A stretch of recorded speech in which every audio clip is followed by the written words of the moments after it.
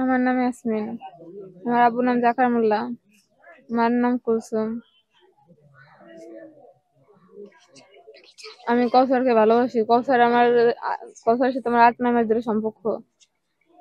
আর আল্লাহ ঈদের সময় first time ওদের বাড়িতে, ওর আন্টিদের বাড়িতে নিয়ে এসে, তারপর ফরিদপুর আমার সাথে ২ বার করে থাকে। ২ বার করে থাকার পর পরে এখন লাস্ট টাইম আবার এখানে সেদিনকে ১ সপ্তাহ আগে আনছে। আনার পর ওর আন্টিদের বাড়িতে আনার পর ওখানে তো আবার ঝামেলা করে আমার পাঠাই দিছে।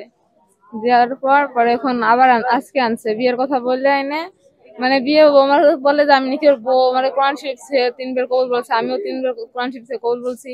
ও স্ত্রী হিসেবে মানে, এটা মানে বলে আমার সাথে সবকিছুই করছে ও। ঠিক আছে, খালি বলছে যে আমরা রেজিস্ট্রি করবো, রেজিস্ট্রি করার কথা কই খালি আমাকে ঘুরে নিয়ে বেড়ায়। আর আজকে আমাকে ঢাকা নেওয়ার কথা কই এই পর্যন্ত বারে আনছে আইনে ফলাফলি খেলে বেড়াচ্ছে। আপনাদের বিয়ে হয়নি? এমনি এমনি হয় না, এমনি মুখে যে ওইটাই বলছে, আমি ওইটাই স্বামী স্ত্রী মানি। যে ও আমাদের ৩ বার কোরআন শরীফ সে কবুল বলছে, ওইটাই আমি স্বামী স্ত্রী মানি। মানে ওই যে ও মানে ওইটা মানে দেখে আমার সাথে সবকিছু ও করছে। তো আমি না তোমার স্বামী, তুমি আমার বউ, ঠিক আছে, আমরা খালি রেজিস্ট্রি করবো, রেজিস্ট্রি করার কথা কই খালি এরকম এখানে হনে আনে আইনে খালি ওখানতে আবার পলান দেয়। ও আইনে নিজের কাজ সিদ্ধি করে ও খালি পলান দেয়। এখানে আপনি কবে আসছেন? এখানে কালকে রওনা দিছি, আজকে ভোরে আসছি। কাউসার কি আছে এখানে? হ্যাঁ, ও বাড়িতেই আছে। বাড়িতে আছে। আচ্ছা, আমি যতটুকু শুনেছি আপনি এর আগেও এখানে ২ বার এসেছিলেন। হ্যাঁ, তখন কি কারণে ওর এসেছিলেন? আন্টিদের বাসায় ওই একই কথাই বলে আনছিল কি বলে নিয়ে আসছিলেন? যে তুমি আমাদের বাড়িতে আসো, ওই আন্টিদের বাড়ি এসো। আসার সাথে সাথে তুমি বললো না যে আমি তোমার বিয়ে করছি, ঠিক আছে, যে মুখের বিয়ে, ঠিক আছে, বলবা না যে আমি চাই যে আমার পারিবারিক ভাবে বিয়ে দিয়ে দিক, ওরকম বললে আনছিল। পরে ঝামেলা হয়েছিল, হওয়ার পর আমার বাড়ি ফোন ছিল, বাড়ি থেকে লোক নিয়ে গেছিল। পরে সেদিন এরকম আমার ফোন দিয়ে আনছে, আনার পর পরে এরকম ও একদিক আমি একদিক। পরে ওর মামা একটু আউট ভাবে কথাবার্তা বলতেছিল দেখে আমি পরে চলে গেছিলাম বাধ্য হয়ে।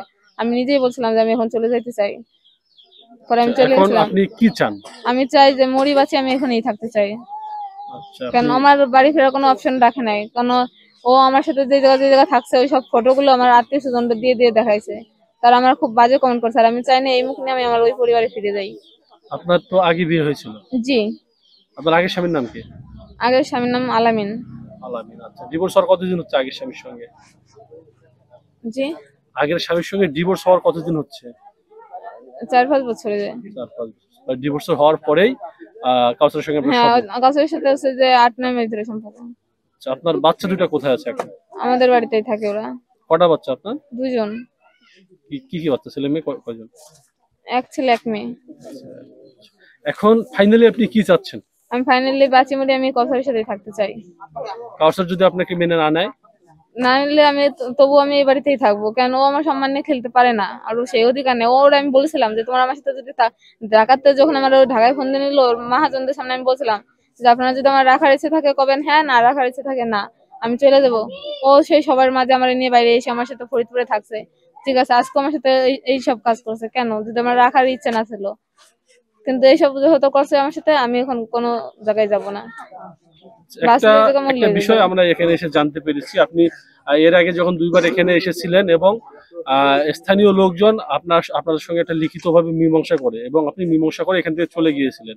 হ্যাঁ, যেহেতু আমি শেষ করি, যেহেতু আপনি মীমাংসা করেছেন এবং একবার চলে গিয়েছেন, পুনরায় এখানে আসার কারণটা কি? আমি বলে গেছিলাম যে আমি আবার ফিরবো, ঠিক আছে, আমি আবার এই জায়গা ফিরবো বলছিলাম।